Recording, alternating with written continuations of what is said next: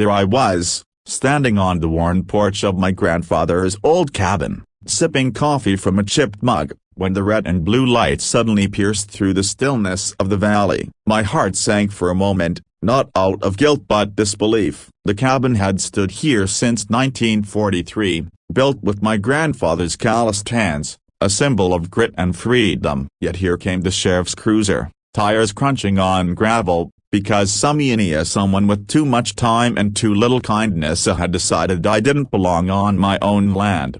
The culprit appeared before I even saw the deputy step out of his car. Margaret Thornfield, known around here as the self-appointed queen of the HOA, stood with her arms crossed, a smug smile pulling at the corners of her lips. Her pastel cardigan looked like it had never known dirt, her shoes like they'd never touched grass. She jabbed a finger at me as if I were an intruder trespassing on holy ground. "There he is, officer." "That's him," she declared with theatrical certainty. "He's been squatting on this property for weeks. The HOA has rules against unapproved occupancy. This entire structure is unsafe and should be condemned." I nearly laughed, but I knew laughter would only fuel her fire. The sheriff looked at me with a mixture of curiosity and discomfort, as though he'd already realized this was less a legal issue and more the latest performance in Margaret's endless campaign of control.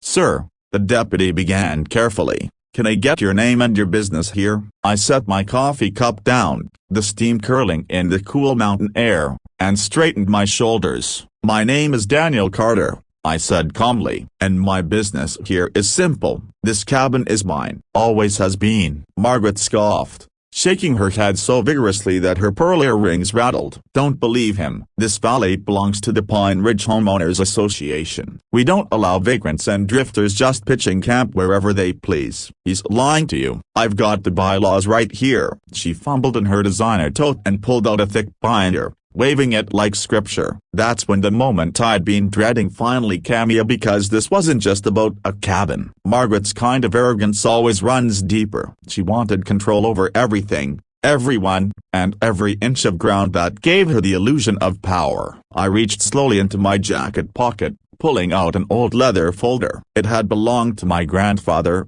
edges worn soft from decades of use. Inside was the deed not just to the cabin, not just to the acre it stood on, but to the entire valley. 1,600 acres of forest, creek, meadow, and mountain slope. Every bridge, every trail, every clearing. I handed it to the deputy without saying a word. He unfolded it, his eyebrows climbing higher with every line he read. His lips parted slightly in astonishment, and finally he looked up at me with new respect. Margaret's voice wavered for the first time. "What a broken bar. What is that?" I turned toward her, my voice slow but steady. "This valley was bought in 1943, long before the HOA ever existed. My grandfather built this cabin as a refuge, not just for himself but for anyone in the family who needed a place to breathe, to heal, to remember what mattered. When he passed, it all came to me. Every square foot of this land. You don't own this valley,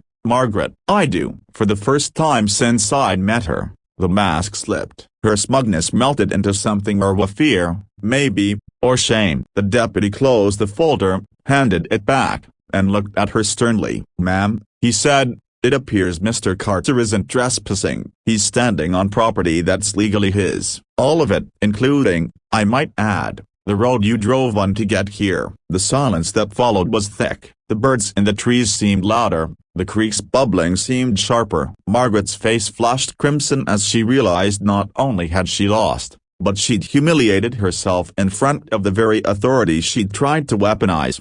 She sputtered something about appealing this and community standards, but the deputy cut her off. "The HOA has no jurisdiction here, ma'am. You may want to think twice before calling the sheriff's office again for personal disputes. Good day." He tipped his hat to me, gave me a faint smile that said more than words could, and climbed back into his cruiser. The tires rolled away, carrying the flashing lights with them, leaving Margaret standing there, small and powerless in a valley that wasn't hers.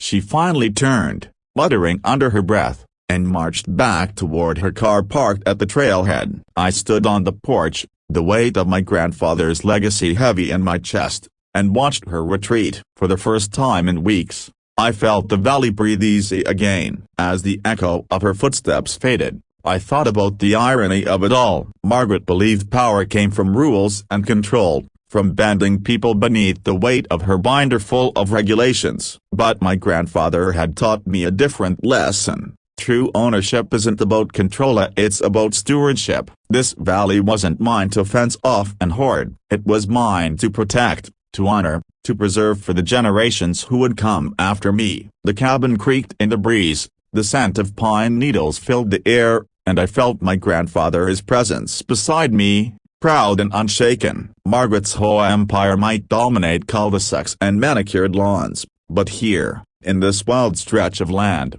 her power meant nothing, and that was the truth. I wished she'd understand. The titles and rules fade, but legacy endures. You can't bully a valley into submission. You can't file a bylaw against mountains. Some things stand firm, no matter who tries to topple them. That day, as I looked out over the land my family had poured its sweat and soul into, I knew Margaret's reign of petty tyranny was over. Not because I had won an argument, but because the valley itself had reminded her of the one truth she couldn't rewrite: some things can't be owned by fear. They can only be cherished, and this valley, my valley, would always remain free.